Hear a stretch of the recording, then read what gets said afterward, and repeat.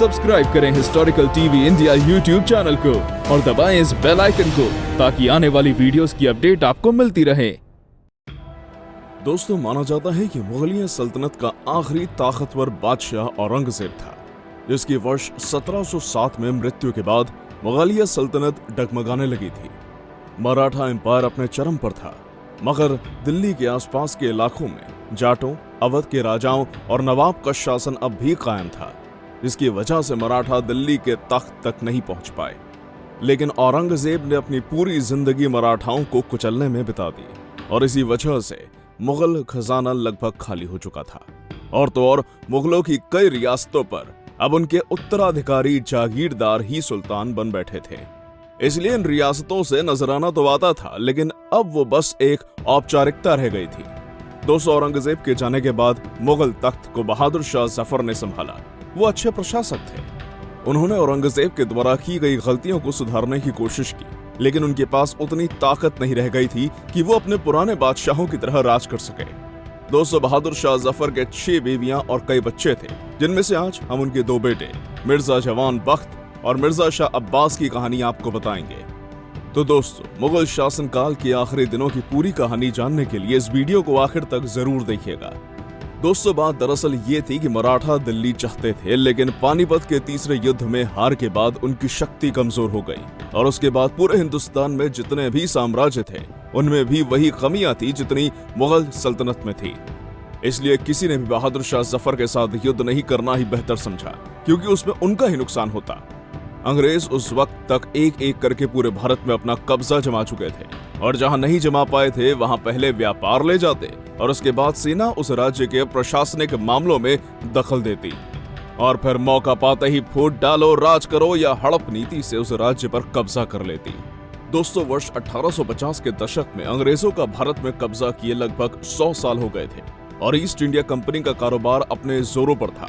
लेकिन सिक्के का दूसरा पहलू यह था कि भारत के बचे हुए देशभक्त साम्राज्य और अंग्रेजों की सेना के ही भारतीय सैनिक अंग्रेजों को जड़ से उखाड़ने की योजना बना चुके थे, जिसका नतीजा ये हुआ था कि वर्ष 1857 की क्रांति का युद्ध शुरू में तो भारतीयों के पक्ष में था, लेकिन संगठन और योजनाओं की कमी के कारण बाद में अंग्रेजों का पलड़ा भारी हो गया।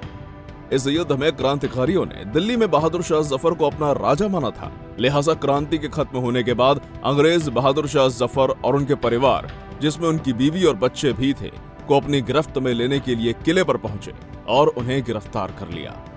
ब्रिटिशों ने बहादुर शाह जफर और उनकी बीवियों सहित 8 में से 6 बच्चों को कुछ दिनों तक दिल्ली में रुकवाने के बाद रंगून भेज दिया और फिर वहीं उन्होंने आखिरी सांस ली। लेकिन दोस्तों, अभी मुगल सल्तनत पूरी तरह से खत्म नहीं हुई थी। अंग्रेजों ने एक आश्वासन के तौर पर बहादुर शाह जफर के 2 बेटे मिर्जा जवान बख्त और मिर्जा शाह अब्बास को अपनी गिरफ्त में रखा और तख्त पर उन्हें एक कठपुतली जैसे सुल्तान की तरह बैठा दिया। दोस्तों, मिर्जा जवान बख्त बहादुर शाह 4थे नंबर के बेटे थे और मिर्जा शाह अब्बास 6ठे नंबर के। दोनों को बारी बारी से दिल्ली तख्त का सुल्तान बनाया गया था।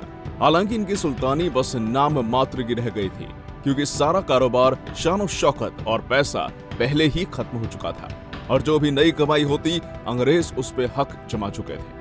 लिहाजा दिन भर किले पर सुल्तान का भेष बनाकर घूमते ये दोनों शहजादे रात में शाहजहांबाद की गलियों में भीख मांगने को मजबूर हो चुके थे।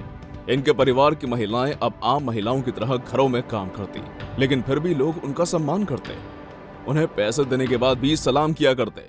अंग्रेज इन्हें पेंशन दिया करते, लेकिन वो बेहद कम होती, क्योंकि इन दोनों शहजादों का अपना परिवार, बीवी और बच्चे भी थे। तो दोस्तों, कुल मिलाकर कहें तो ये कहा जा सकता है कि अपने आखिरी दिनों में मुगलिया सल्तनत अंग्रेजों के टुकड़ों पर जी रही थी और कुछ वक्त बाद अंग्रेजों ने मदद का वो हाथ भी खींच लिया। और अगर इतिहास के पन्नों की माने तो जितने भी मुगल बादशाह हुए वो या तो युद्ध के मैदानों में लड़ते हुए मरे या अपने शानदार महलों में। लेकिन मुगल सल्तनत ने इन आखिरी 2 सुल्तानों ने पूरे मुगल इतिहास का सबसे कष्टदायी जीवन जिया, जिसमें वो पूरी तरह से लाचार और बेबस हो गए थे। तो दोस्तों, आज की इस वीडियो में बस इतना ही। उम्मीद करते हैं आपको हमारी आज की ये वीडियो काफी पसंद आई होगी। इसे लाइक जरूर कीजिएगा और अपने दोस्तों के साथ शेयर करना न भूलिएगा।